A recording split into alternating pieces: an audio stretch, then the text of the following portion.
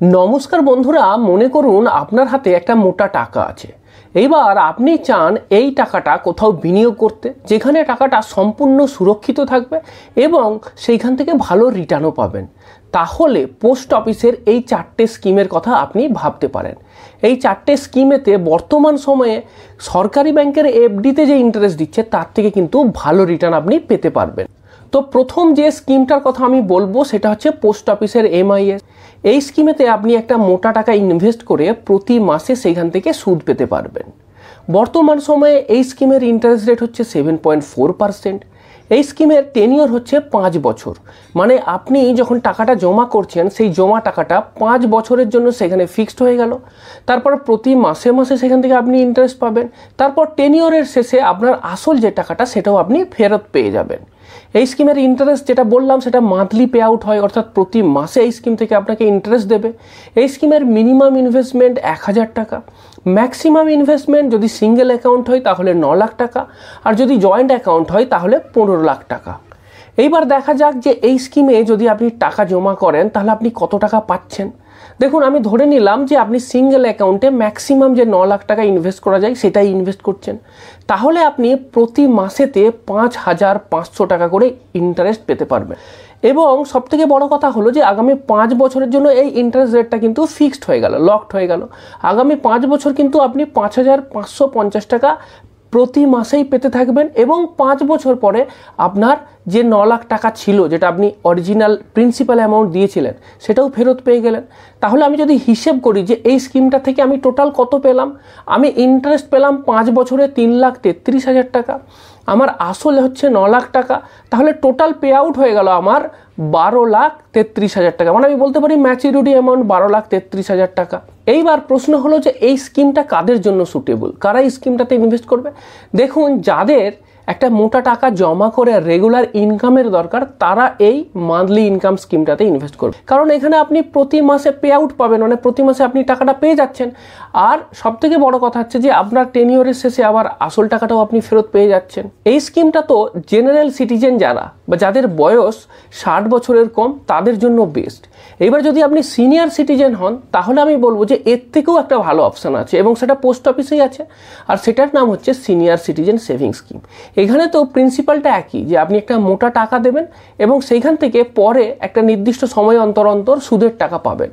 MIS-এ যেমন আপনি প্রতি মাসে টাকা পাচ্ছিলেন সুদটা, সিনিয়র সিটিজেন সেভিং স্কিমে প্রতি মাসের জায়গায় প্রতি কোয়ার্টারে পাবেন, মানে 3 মাসের টাকাটা একবারে পেয়ে যাবেন। এইখানে সুবিধাটা এটাই যে এইখানেতে ইন্টারেস্ট রেটটা আরও বেশি। এখানে বর্তমানের ইন্টারেস্ট রেট কত, সেটা হচ্ছে 8.2%। এর টেনিওর কত, এর টেনিওরও 5 বছর, মানে 5 বছরের জন্য আপনি ইনভেস্ট করতে পারবেন। ইন্টারেস্ট যেটা পাচ্ছেন কোয়ার্টারলি সেটা তো বলেইছি। এবার যাদের বয়স 60 বছর বা তার বেশি তারাই এখানেতে ইনভেস্ট করতে পারবে। এইবার অনেকের ক্ষেত্রে VRS থাকে, 55 এজের পরেতে যদি VRS থাকে এবং প্রুফ ডকুমেন্টস থাকে তাহলে তারাও এটার ক্ষেত্রে এলিজিবল।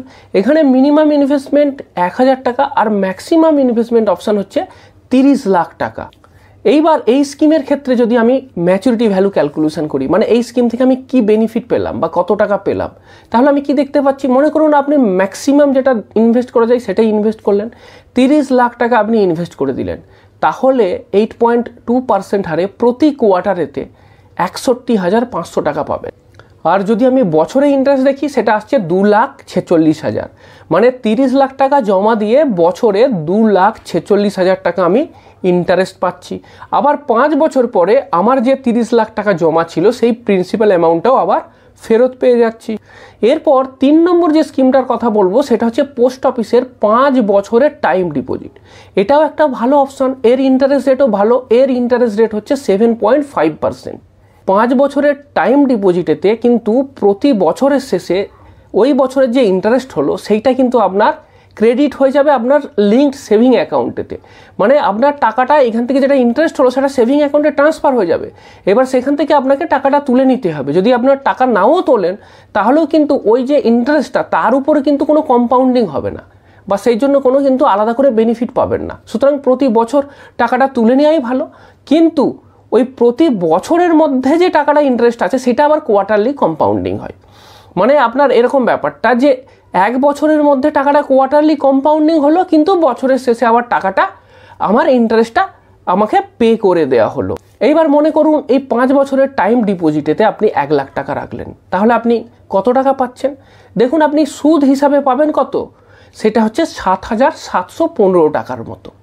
তার মানে প্রতি বছর আপনি 1 লাখ টাকা রাখলে প্রতি বছর 7,715 টাকা করে পাবেন, এবং ফাইনাল ইয়ারেতে গিয়ে দেখা যাবে যে 7,715 টাকা প্লাস আপনার যে 1 লাখ টাকা সেটাও ফেরত পেয়ে যাবেন।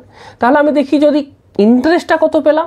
ইন্টারেস্ট হচ্ছে আপনার 5 বছরেতে 7,715 করে 5 বছরে আসছে, মানে 38,575 টাকার মতো। ফাইনাল যে স্কিমটার কথা বলবো সেটা পোস্ট অফিসের সব থেকে ভালো স্কিম। আপনি যদি চান যে আমার টাকাটা 5 বছরের জন্য জমা থাক, এখনই আমার টাকার দরকার নেই মাসে মাসে, আগের যে 3টে স্কিমের কথা বললাম সেক্ষেত্রে কিন্তু আপনার লামসাম টাকাটা জমা করে প্রতি মাসে সেখান থেকে টাকাটা আপনি তুলে নিচ্ছেন, বা কোয়ার্টারলি আপনি টাকাটা তুলে নিচ্ছেন।